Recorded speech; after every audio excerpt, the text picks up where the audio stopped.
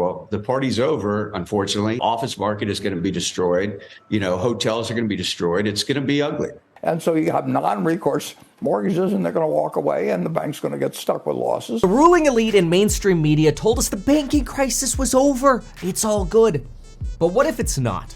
What if the pain is just getting started? What if the real banking crisis is just now starting, signaled by the auto crisis we are facing and the commercial real estate crisis we are already in? All three of these are going to be subjects that we cover in this video. But it's not just those three issues, it's the aggregate that also looks bad. The total of everything doesn't look that great, especially when Morgan Stanley just observed the steepest decline in lending, quote, on record in just the last 2 weeks. That's worse than the 2008 recession. There's no way to make that sound bullish, but it's a reality. It's a reality that's hitting the hardest working and potentially poorest Americans first. Sadly, this might just be the start, so buckle up. And consider that credit card balances in the fourth quarter rose by $61 billion to almost $1 trillion, almost $1 trillion of credit card debt, surpassing pre-pandemic highs. This is no longer just a normalization. Things are starting to get worse than where we were before the pandemic. The New York Fed is also reporting that the current share of debt shifting into delinquency is rising for almost all types of debt. At the same time, lending standards are significantly tightening, with acceptable mileages for used cars already plummeting for lenders, some lenders just blatantly shutting down, and 27% of those of you struggling the most now having to borrow money through buy now, pay later services just to make it to your next paycheck. People are paying for their groceries with buy now, pay later just to get to their next paycheck.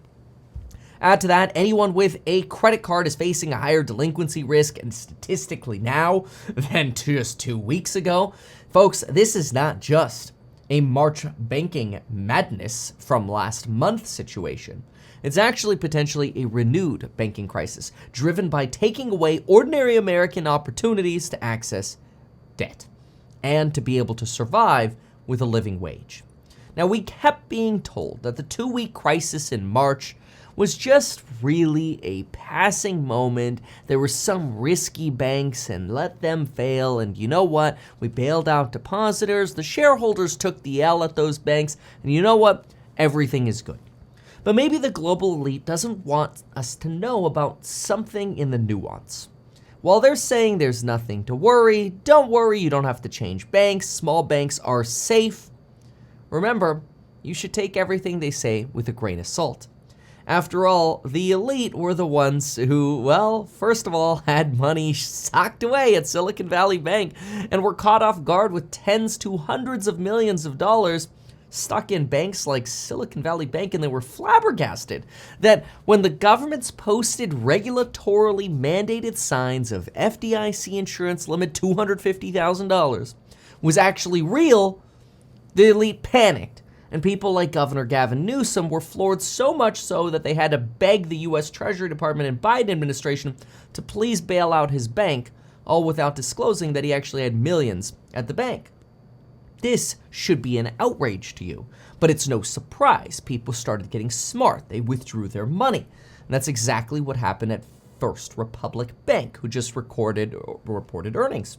First Republic Bank, we just learned, in the first 3 months of the year, lost a staggering $102 billion in customer deposits, more than half of the $176 billion in cash that they held at the end of last year. Now, we don't have, or should I say, we didn't have the privilege of knowing what was coming back on March 10th, but folks in Congress certainly did, like Jared Moskowitz, a Florida Democrat who dumped shares conveniently around the time of a banking hearing, as soon as he had the privilege to. Of course, his financial advisor was just recommending he happen to diversify around that time. How convenient, given that just 3 days later, many of these banks lost upwards of 40% of their market value. First Republic Bank also announced recently plans, actually just yesterday, plans to cut their workforce by 20 to 25% in the second quarter, and they're, quote, working with professionals on restructuring But don't worry, everything is fine, they say. Don't mind that they show $13.2 billion in cash on their balance sheet and borrowings of $106.7 billion. Don't mind that they owe over 9 times as much money as they have cash on their balance sheet. Don't worry. They're protected, they say. No wonder the CEO didn't take any questions during the company earnings call yesterday and instead just read a statement off, making sure everybody knew that, quote, "We are withdrawing all previously communicated financial guidance." Thanks, CEO of First Republic. Great way to be transparent. See, the aftermath of Silicon Valley Bank continues to haunt us. We already know that regulators have spent over $22.5 billion protecting customer deposits. Now, the Biden administration wants other banks to pay up and reimburse the regulators, even though it was ultimately the government who failed to properly regulate these banks, and now they're shafting the blame onto other banks, potentially small and medium or other large-sized banks. Short sellers and industry professionals knew the bank had massive problems, not just that one, but other banks. The problems were very obvious and blatant. All you have to do is look at the fourth quarter Silicon Valley earnings statement, and you could look at it and go, oh lordy, this is a problem. The Financial Times makes it even more clear, though, just in case we don't actually want to look at that report. What do they say? More than a year before any of these banks failed, more than a year before, outside watchdogs and even the bank's own advisors had identified the dangers lurking at these banks. But no one, not even the government, cared. They were all making too much money. So instead, they kept pushing their banks to the limit, knowing the government would just bail them out and end up charging the good banks for their recklessness. Of course, maybe that was the point. Major banks like JP Morgan and Bank of America ended up attracting massive deposit inflows through the banking crisis while paying minimal interest rates. Smaller banks like Western Alliance reportedly lost 11% of their deposits just this year. We're only 4 months into the year. Collectively, our banks are now valued at just their combined book value, down nearly 40% from the start of the year, which once again ends up hurting small and mid-sized banks disproportionately. This ends up leading to more tightening lending. Now, The Economist tries to suggest that, well, maybe we're overbanked. Maybe we have too many banks. And they're not wrong to say the U.S. has 4,700 bank and savings institutions, or 1 for every 71,000 residents, which works out to about 20% more than the European Union has, 1 bank for about every 85,000 residents. But the question now is, what does this mean for average Americans? And what do we do about it? Well, let's start by making it clear that we should be expecting a lot more car repossessions. The Wall Street Journal just suggested we could face a surge in car repossessions, almost as if it's Christmas time for the repo man. As lenders like Capital One and US Auto tightened lending standards so much or even closed dealerships, it's becoming increasingly difficult for consumers to finance their car purchases, particularly those with subprime credit scores, the ones who need their car the most to be able to survive. Capital One just shut off all dealer floor plans. That's a fancy way of saying all dealer line of credits are closed from Capital One for certain auto lenders. The same thing was done by Ally Financial. And guess what happened as a result of that? Well, US Auto saw its bonds downgraded, leading to not only a tightening of lending standards, but when they got rug pulled by Ally Financial, they directly decided we have to close 39 of our dealerships, and we are now unable to help people buy cars. US Auto happens to be a dealer that doesn't cater to the rich or the elite. No, it caters to people of all walks of life, all credit scores. But now it can't offer any loans anymore. So once again, it's not just, well, actually it's not at all the reckless rich who have had their credit tightened. It's actually normal, hardworking Americans who now find it harder to get a car loan. The average monthly car payment is now as expensive as in some areas it used to be to actually rent a 1 or 2 bedroom apartment. It's as high as $730 per month for a car to get from point A to point B in potentially not even reasonable safety and comfort. You're now paying $730 per month on average. Those who need a car the most are now least likely to be able to get one. The average borrower of a US auto loan had a FICO score of 518. That is subprime. That is well into the subprime category. These are the people who really need a car to be able to survive and get to work. And borrowers at US Auto, on average, took out a loan for 150% of what the car's actual value was, specifically related to one tranche of bonds that were downgraded at US Auto. The average principal balance, $20,199 with an 18% interest rate. Those are credit card rates at overvalued levels for cars that are not worth as much. They're basically zombie car loans, loans that are being made to the poorest of Americans who are least able to afford these higher interest rates at essentially predatory loans. It's no surprise that the Wall Street Journal suggests 75% of these zombie loans will end up being able to default and the dealers will still be able to make a profit. That's because of the insane upfront fees and the interest rates they're charging and the residual value they think these cars will have. But remember, they're lending assuming a lot of these car loans will default. But that's only when they decide to. Right now, the global elite seems to be suggesting, you know what? Too much. Even if 75% default and we still make money, that's not good enough. Let's just stop lending to the people who need it the most. This comes at the same exact time as the cost to maintain or fix a car has risen 12.5% from a year earlier in February. This leads to more vehicle repossessions as people can't afford to maintain their cars anymore. Wells Fargo is now laying off all junior underwriting staff as auto loans essentially start automatically getting declined for people with lower debt to income standards or people with worse credit scores. In other words, your credit crunch is here again for poor people. But hey, at least some discounts are starting to roll in. For the first time in a year, car makers are using incentives to attract buyers more than they had last year.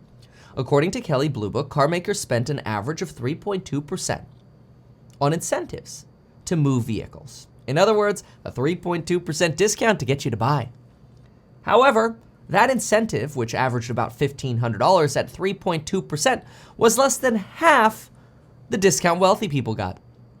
And we're not talking about numbers-wise. That is, of course, you would expect a more expensive car would have a higher dollar number of discount. But the percentage might be similar, right? Wrong. Poorer individuals got a 3.2% discount. Wealthy people got more than double, an average 6.7% discount. So once again, it's getting tougher for the poor Americans. Poor people, especially those who have to use buy now, pay later services just to make it to the next paycheck, have on average $12,000 less in savings than those who don't use buy now, pay later services. Now, brace for the real pain. Remember 2008? In 2008, many Americans lost their homes. Others said, well, I don't mind if the real estate market goes down because I don't own a home. And then they lost their job. Now some are warning exactly the same wave of trouble could be coming from the commercial real estate market's implosion, which will exacerbate the pain not just in the banking crisis and the lending crunch, but also the job market. Consider that since 2015, regional banks have accounted for 90% of the increase in commercial real estate bank loans. Yikes, just what we don't want to hear. Smaller and regional banks taking on even more risk.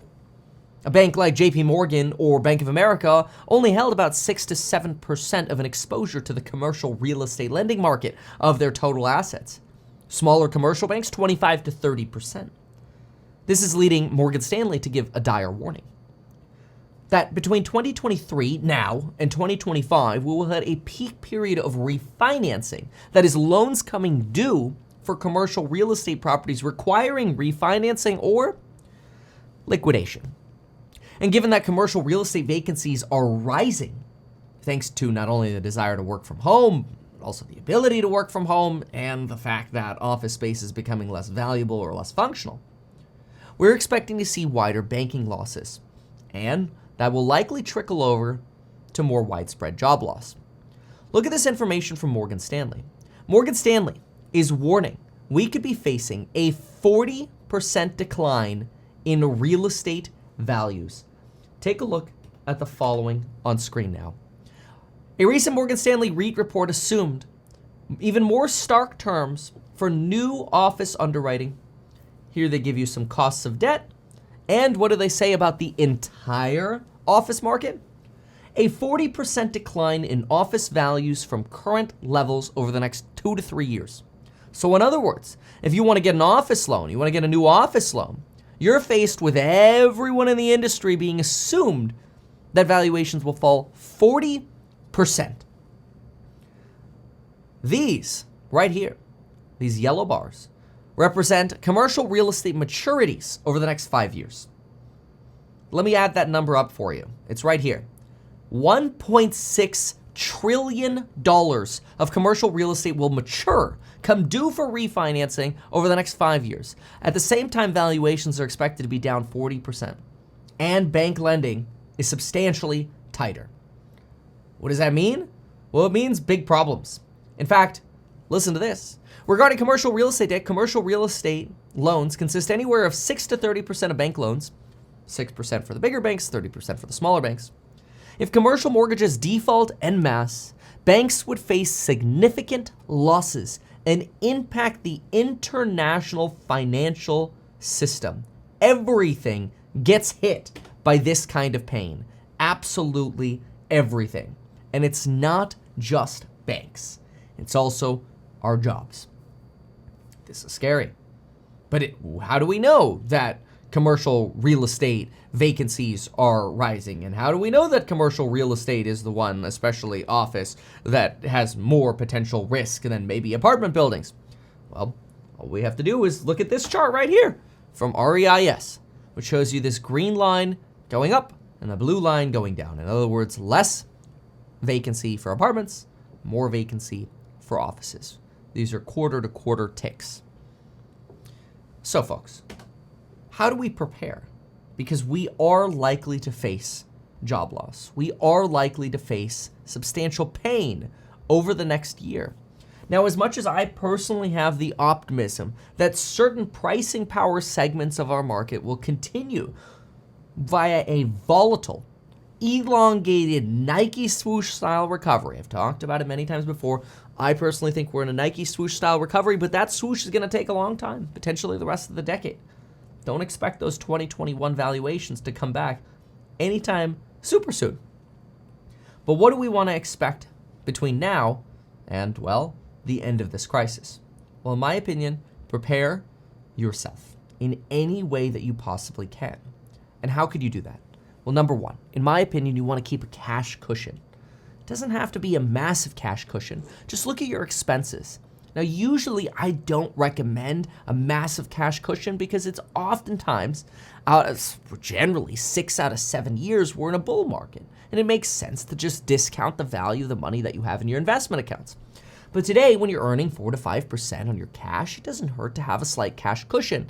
And it's much better than having money outstanding in margin, to where if we have a sudden flash crash, you don't get eradicated. That would be the worst case scenario. This is why you want to be very careful with margin. So be careful investing money that you need soon, stay out of debt, and dollar cost average your investments when you make them. Also consider age-dependent strategies, like making extra payments on your mortgage and looking for free cash flow and the safety of capital if you're older. If you're younger, you can often take more risk, but you don't want so much risk that you end up getting wiped out. So stay strong and remain productive. Also, increase your skill set. Learn about artificial intelligence. Learn about prompting artificial intelligence. Learn about, if you can, anything that you could do to become a professional. Any one of you watching this video right now, and I've said it a million times before, but I want to give you that inspiration. You can become a licensed CPA, a lender, a real estate agent, anything you want.